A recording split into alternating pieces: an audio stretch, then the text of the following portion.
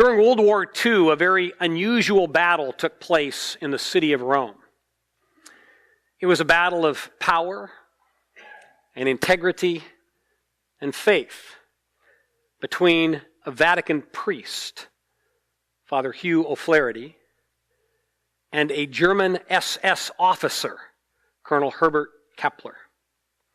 And their battle was chronicled in the movie The Scarlet and the Black, which starred Gregory Peck and Christopher Plummer.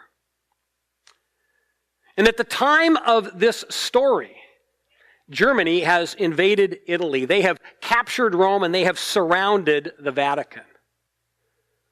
The times are desperate. And what do you do in desperate times? Some priests actually join the resistance. One even becomes a gun runner, and he smuggles arms to the partisans, and he's captured and tortured and executed. Father Hugh believes that as a priest, he cannot take up arms. He believes that his calling is to be the hands and feet of Jesus to anyone in need, and the fact that a war is going on should not change that. And so he continues to perform his pastoral duties. He befriends people in the local Jewish community, people who are continually under pressure and being harassed. And he ensures that the Vatican continues to be a sanctuary for anyone in need. And so, for example, when British and U.S. airmen are shot down over Italy and they make their way to Rome, Father Hugh gives them sanctuary. And over time, he organizes a group of priests and nuns and local citizens to provide safe houses where these men can be protected. And at the peak, this network is hiding more than 3,000 people all over Rome. And this puts Father O'Flaherty at tremendous risk. Colonel Kepler is the officer in charge of security, and he figures out what the priest is doing, but he never can catch him at it. So he tries to put a crimp in his activities. He paints this broad white line around the outside of the Vatican, and he says, this is where Vatican neutrality ends. And if you step across that line and we catch you doing things you shouldn't be doing, you will be arrested. And Father Hugh knows that if he's arrested, he likely will be tortured and executed. That's the threat. That's the warning. And he ignores it. And in a variety of disguises, he continues to go all over Rome when he wants, where he wants, how he wants to continue what he believes is his calling to perform a mission of mercy. And then out of frustration, Colonel Kepler invites Father O'Flaherty to a social event where he issues a final warning. I want us to see this scene depicted in the movie and to see the confrontation between these two men. Please turn your attention to the screen.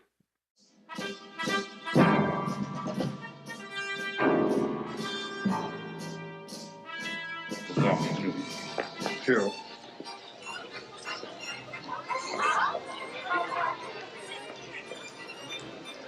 Colonel Kepler, what a surprise. Not for me, Monsignor. I was looking forward to continuing our talk. Were you now? Well, I would have thought we'd covered just about everything there was to say. Ah, but that was before I'd given you my autograph. Before I'd heard of your reputation for being so amusing. You also have quite a reputation. True, but I'm German and know my enemies. You're Irish. How strange to feel such concern for the enemies of your country. Speaking of your enemies, it's just about the entire civilized world, isn't it? I was told you had wit. I find you disappointingly obvious. Oh, forgive me. I just wanted to make sure that you understood my meaning. Do not attempt to provoke me. I had you invited here to give you a warning. After tonight, if you take one step outside the Vatican territory, you'll be arrested on sight.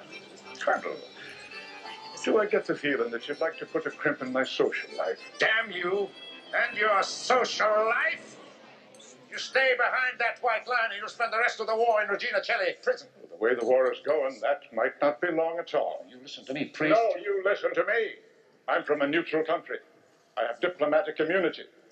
I am a member of the Holy Office of the Catholic Church. You cannot tell me what to do.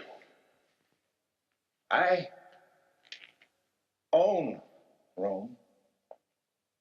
Not you. Not the Pope. Just because you wear a frock, it won't protect you. Remember your gun-runner priest. I do remember him. And so does every person in Italy who understands the meaning of freedom.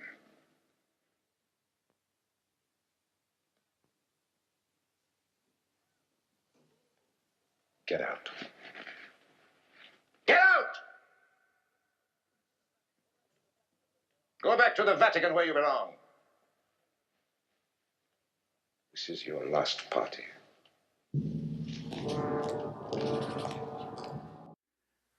Colonel Kepler has all of the might and power of Germany and the German army behind him. And he has the power to make good on his threats, which everyone knows. Many people already have been arrested and executed. And the fact is, at that moment, every person in Rome is, in essence, a captive of Germany and Colonel Kepler. And yet, in that confrontation, he's the one who loses his self-control, because his power and authority only come from the things of this world. As he faces Kepler, Father Hugh has only his faith in God and his deep conviction about what is right. No one in that crowd speaks up on his behalf. At that moment, he stands alone. Yet he stands his ground fearlessly. And what does he do with that final warning? He ignores it. He continues to do what he always has done. He refuses to stop. I watch that confrontation and I find myself asking, what would I do in such a situation? What would you do? When it boils down to the choice of either preserving our lives and protecting ourselves or living by faith, what would we do? Father Hugh illustrates one way to answer that question. He displays spiritual courage by his willingness to put his life on the line. And the kind of courage he displays is the kind of courage that we see on display in our Bible passage today. In the book of Daniel, chapter 3, we find a story that occurs at a very different place in a world very, very different. And yet the question, the ultimate question, is the same. How does a person of faith respond when an ungodly culture demands that you conform or die? And this morning, we're going to see three men of faith. Three men with the very unusual names of Shadrach, Meshach, and Abednego. As they wrestle with that difficult question, they're going to face pressure from all sides. Everyone and everything in their society stands against them. They truly stand alone. And they must decide, my life or my faith. Let's see what they do. King Nebuchadnezzar made an image of gold, 60 cubits high and 6 cubits wide, and he set it up on the plain of Dura in the province of Babylon. He then summoned the satraps, prefects, governors, advisors, treasurers, judges, magistrates, and all the other provincial officials to come to the dedication of the image he set up. And so all of these provincial officials assembled for the dedication of the image that King Nebuchadnezzar had set up, and they stood before it. Then the herald loudly proclaimed, "Nations and peoples of every language, this is what you are commanded to do. As soon as you hear the sound of the horn, flute, zither, lyre, harp, pipe, and all kinds of music, you must fall down and worship the image of gold that King Nebuchadnezzar has set up. Whoever does not fall down and worship will immediately be thrown into a blazing furnace." Now, back in chapter 2, we learned that Daniel has been promoted. He now serves as the overseer of all the wise men in the entire Babylonian Empire. So he lives and serves in the city in the royal court. His three friends, Shadrach, Meshach, and Abednego, also have been promoted to leadership roles, but they serve outside the city, out in the Babylonian province. And it is there, out in the province, where this story takes place. So it impacts Shadrach, Meshach, and Abednego, but it does not directly impact Daniel. It's out here in the province where many foreigners live. These are people from nations that have been conquered by Babylon. These are people who are forced to live under Babylonian rule. These people are the ones most likely to instigate rebellion. So King Nebuchadnezzar plans a demonstration of raw power to intimidate them into submission. The king builds an idol. It's 96 feet tall by 9 feet wide. And based on these measurements, it likely describes an obelisk, which is a very tall, very narrow pillar. Obelisks actually are quite common in many cultures. If you want to see an obelisk, go to Washington, D.C. and look at the Washington Monument. It's an obelisk. The one Nebuchadnezzar makes is dedicated to a Babylonian idol, most likely the god Nebo, for whom King Nebuchadnezzar is named. And he has this image made entirely of gold to dazzle people with its brilliant appearance and to demonstrate the incredible wealth that he has amassed through military plunder. And the king does not simply display this idol that's dedicated to his god. He demands that people living in the province now worship his god or face a gruesome death. Everyone must honor this egotistical leader by honoring his God. And this king is an example of how corrupt leaders love to exalt themselves. And most demagogues down through history all act the same way. In World War II, Hitler's picture was plastered all over Germany. Stalin's picture was everywhere in Russia. And dictators and tyrants around the world today do exactly the same thing. It's all about them. King Nebuchadnezzar is an arrogant tyrant out of that same corrupt mold.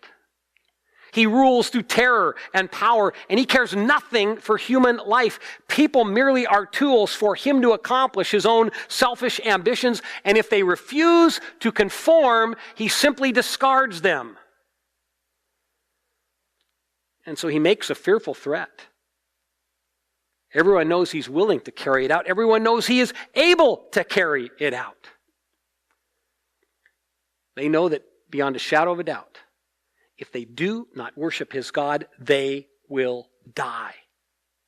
Horribly, brutally. And so how do the people living in the province respond? We see the answer in verse 7.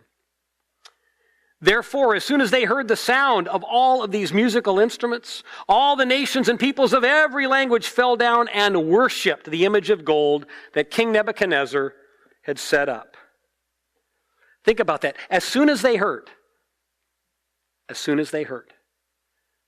there was no hesitation.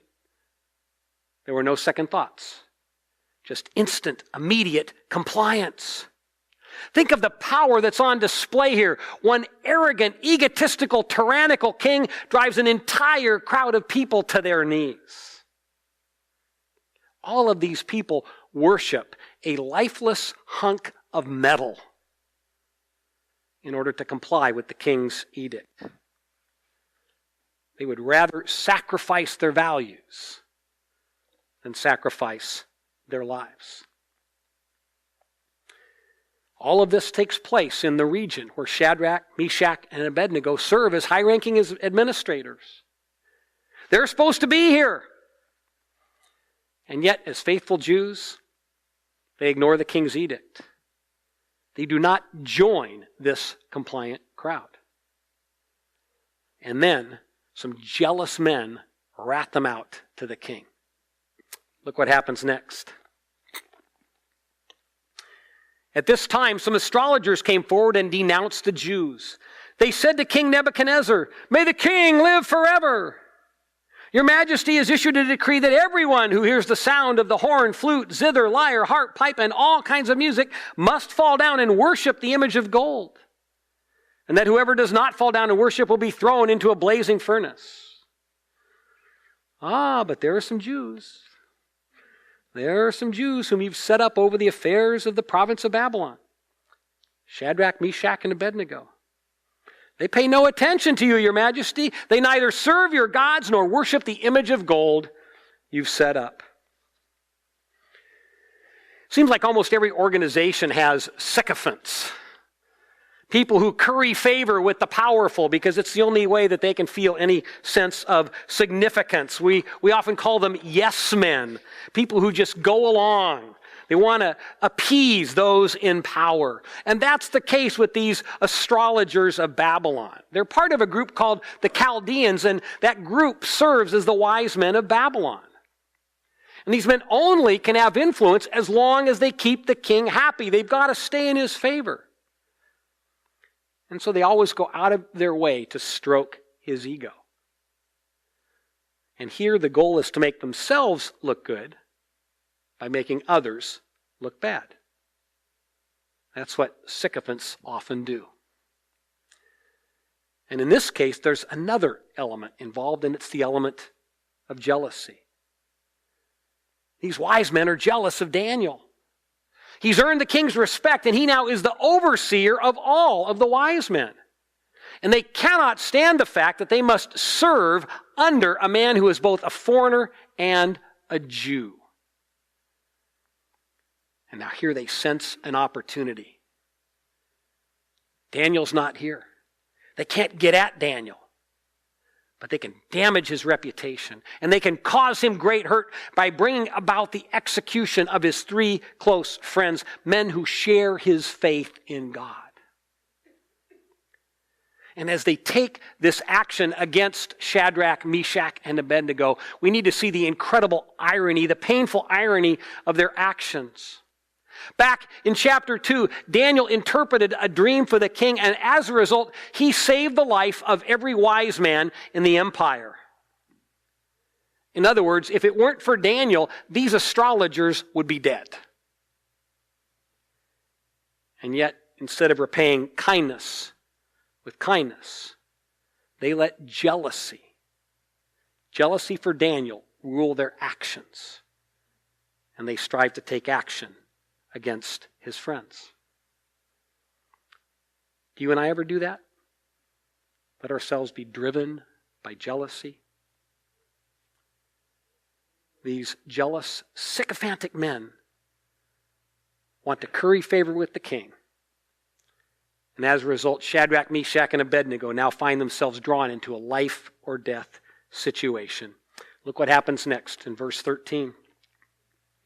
Furious with rage, Nebuchadnezzar summoned Shadrach, Meshach, and Abednego. So these men were brought before the king, and Nebuchadnezzar said to them, "Is it true? Is it true, Shadrach, Meshach, and Abednego, that you do not serve my gods or worship the image of gold I have set up? Now, when you hear the sound of the musical instruments, if you're ready to fall down and worship the image I made, very good. But if you do not worship it, you will be thrown immediately into a blazing furnace. Then what God will be able to rescue you from my hand?" Shadrach, Meshach, and Abednego replied to him, "King Nebuchadnezzar, we do not need to defend ourselves before you in this matter." Wow. If we are thrown into the blazing furnace, the God we serve is able to deliver us from it, and he will deliver us from your majesty's hand. But even if he does not, think about that. Even if he does not, we want you to know, your majesty, that we will not serve your gods or worship the image of gold you have set up. So the king gets this news that 3 of his own high-ranking officials are defying his orders. I understand why he'd be enraged. It's a personal insult. It's a great betrayal. And so he calls these men before him, and he angrily confronts them and gives them a personal ultimatum. You must bow down or die. So how should you respond if you're in their shoes? How should you respond to this dire threat from a powerful king who can snuff your life out like that, I think it would be very tempting to give in. And not just to save your own life. We need to remember these are three faithful Jews. They're serving in high-ranking positions in a pagan empire. I think it would be very easy for them to say to themselves something like this: look at all the good we can do for God if we stay alive and remain in power. In fact, we can influence people toward good instead of evil, and we might even convert some people to believe in our God. So we can just pretend to worship the idol. And then we can continue God's work among the Babylonians.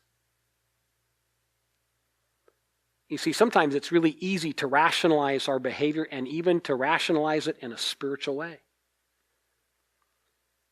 And yet the message of the Bible is clear. The Ten Commandments clearly states, do not worship other gods. Do not bow down before any idols. And no amount of rationalization can get around those very clear commands.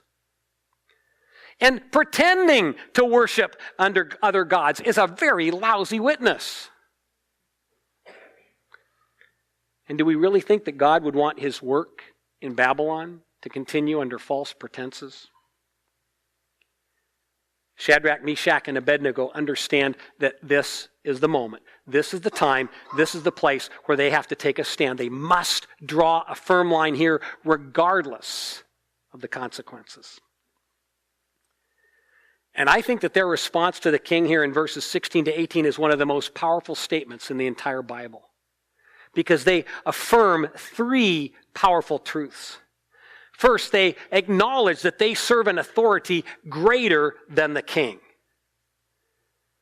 And that's pretty bold when you're standing face to face with a tyrannical ruler. And second, they express complete and total confidence in God's ability to save them from the furnace. And third, they don't claim to know if God will or will not rescue them. In other words, they affirm what God can do, but they do not presume to know what God will do in this specific moment. And that's huge. And that response tells us that all of the actions which follow flow out of their faith, not on a guaranteed outcome. And really, whether God rescues them or not is irrelevant. It's irrelevant to their behavior. They're going to do what is right, and they will not worship Nebuchadnezzar's God. End of story. And as we might expect, this response provokes the king even more. Look at what he does. Verse 19. Then Nebuchadnezzar was furious with Shadrach, Meshach, and Abednego, and his attitude toward them changed. He ordered the furnace heated 7 times hotter than usual, and he commanded some of the strongest soldiers in his army to tie up Shadrach, Meshach, and Abednego and throw them into the blazing furnace. So these men, wearing their robes, trousers, turbans, and other clothes, were bound and thrown into the blazing furnace. The king's command was so urgent, and the furnace so hot, that the flames of the fire killed the soldiers who took up Shadrach, Meshach, and Abednego. And these 3 men, firmly tied, fell into the blazing furnace. And then the most incredible thing of all. King Nebuchadnezzar leaped to his feet in amazement and asked his advisors, weren't there 3 men that we tied up and threw into the fire? And they replied, certainly, Your Majesty. He said, look, I see 4 men walking around in the fire, unbound and unharmed. And the 4th looks like a son of the gods. So when the men defy him and say, we're not going to bow down, the king loses his self-control. He's so enraged that he orders the furnace to be heated 7 times hotter than normal. There's some evidence that probably is a colloquial expression about pushing something to its highest limit. Perhaps like somebody saying today, oh, they heated it to the max. Whether we take this comment to be literal or colloquial, the point is clear. The furnace was heated way more than normal as a direct expression of the king's vindictive anger toward these men. He wants them to die in agony as they are roasted alive. And one of the great tragedies of human history is that so many times, in so many places, burning people alive has been a common way to incite fear and exact punishment. For all kinds of reasons, people have been burned at the stake. They've been fried in pans, they've been boiled in oil, and they've been tossed into blazing furnaces. In ancient times, there was something called a beehive furnace, which often was used for this barbaric purpose. It was called the beehive furnace because of its shape. It was tall and round, and there was an opening at the top. You put the fuel in from the top, and there were ventilation holes around the side. And at full blast, a beehive furnace could shoot flames out of its opening. And the intense heat could be felt at a great distance. And the description here in our passage lines up with that of a beehive furnace. Nebuchadnezzar has to get some of the strongest soldiers in his army to lift these men up and to get them up to the top of the furnace so that they can be thrown in, and they have to get so close that they themselves are overcome by the heat. They're killed by the intense heat. And then the three men fall down inside the furnace. And I think it's very revealing that Nebuchadnezzar expresses no remorse for his dead soldiers. He could care less about them. All he cares about is making an example of the men who dared to defy him.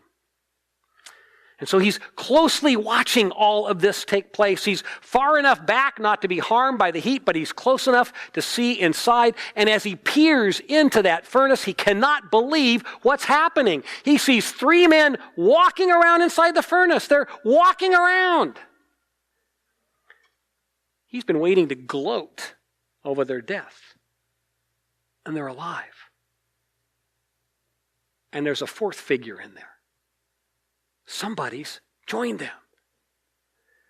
Now, who is this fourth person in the furnace with the men? We don't know. The original text simply says it's a divine being. And so this could be an angel. It could be a manifestation of God himself. But whoever this is, God sent someone to be present with these men during their trial by fire. And I love what's happening here because it puts flesh and bones to biblical principles. God has not promised to keep his children safe and secure from all bad situations. He's not promised to prevent things from happening to us. What he has said is, I will be with you. I will be with you no matter what you go through. And that's exactly what these three men of faith experience. You see, I find it interesting. He could have rescued them at any time. He could have rescued them before they got thrown into the furnace. But they had to go through that moment of terror. It's after they're in the furnace, while they're inside, surrounded by the flames, that a divine presence appears and is with them. It's a visible sign to them. It's a visible sign to us that our God never will leave us nor forsake us. I try to put myself into this situation. And it's hard to even imagine what this must have been like. I picture myself standing there, one of these three men, and here's this blast furnace just going full tilt. King Nebuchadnezzar issues his command, and I'm grabbed and I'm bound up. And as I'm dragged closer and closer to that furnace, I can feel the waves of the intense heat. And then suddenly I'm being lifted up in the air, getting ready to be dropped into the furnace. And I probably have a flash of fear. I think to myself, this is it. And then I'm dropped inside. And suddenly I don't feel a thing. I'm standing there in the midst of the coals and the embers and the flame and the heat. And I'm walking around. Whoa. It would be absolutely incredible. It would be overwhelming. And just watching all of this is overwhelming for the king.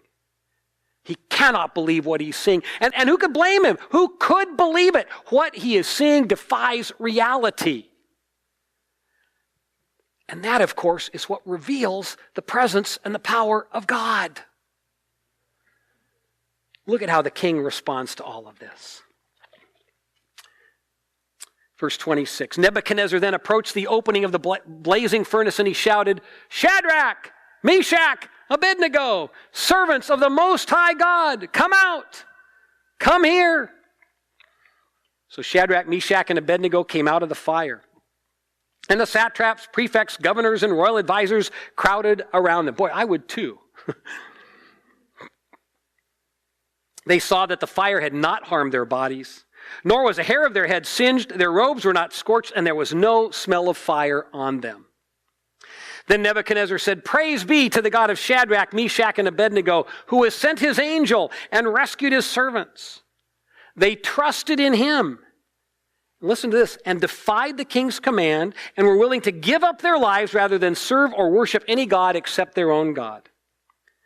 Therefore, I decree that the people of any nation or language who say anything against the God of Shadrach, Meshach, and Abednego be cut into pieces, and their houses be turned into piles of rubble, for no other God can save in this way.